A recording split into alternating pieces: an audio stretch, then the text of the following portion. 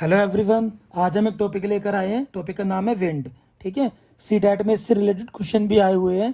पहले हम क्वेश्चन देखेंगे, फिर इसको एक्सप्लेन करेंगे। क्वेश्चन क्या पूछा गया है कि which one of the following is not a permanent wind. ठीक है, चूज द करेक्ट आंसर, यानी इनमें से कौन सा नॉट परमानेंट विंड है उसको बताना था। तो ऑप्शन क्या है? वेस्टरलाइज, ईस्टरलाइज, ट्रेड विंड्स एंड मॉनसून्स। ठीक है, अब पहले हम देखते हैं कि विंड का मतलब क्या होता है। तो विंड का मतलब क्या है? The moving of air.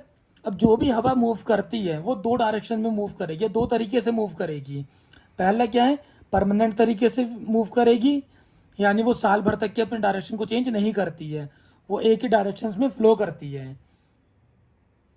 दूसरी नॉन परमानेंट विंड, यानी वो साल में कई बार अपने डायरेक्शंस को चेंज करती है, वो साल भर तक की एक ही फ्लो में फ्लो नहीं करती है।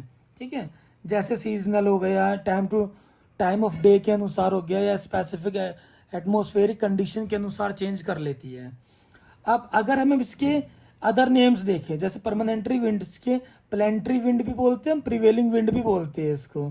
ठीक है, वैसे ही नॉन परमानेंट को कभी कभार हम पीरियोडिक विंड भी बोल सकते हैं और सीजनल विंड भी बोलते हैं। लेकिन इसके टाइप्स देखो, दोनों के टाइप्स है ना, इसमें 3 टाइप्स है, इसमें 4 टाइप्स होते हैं।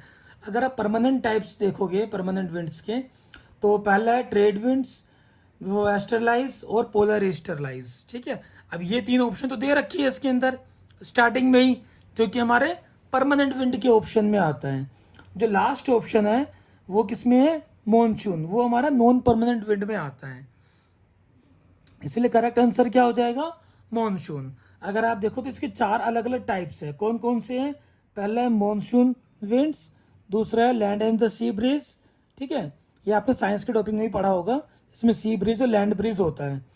अब द लू, एंड लास्ट कौन सा? Mountain and the valley bridges. ठीक है, अगर आप चाहते हो इस वीडियो को एक्सप्लेन करें, ठीक है, तो आप कमेंट बॉक्स में जवाब दे सकते हो, हम इसको एक्सप्लेन भी कर देंगे। ठीक है, ऐसी मोर वीडियोस के लिए आप हमारे चैनल को सब्सक्राइब कर सकते हो। ज़्यादा से ज़्यादा लोगों को शेयर करो कि वो भी इन क्वेश्चनों को कर सकें। Thank you.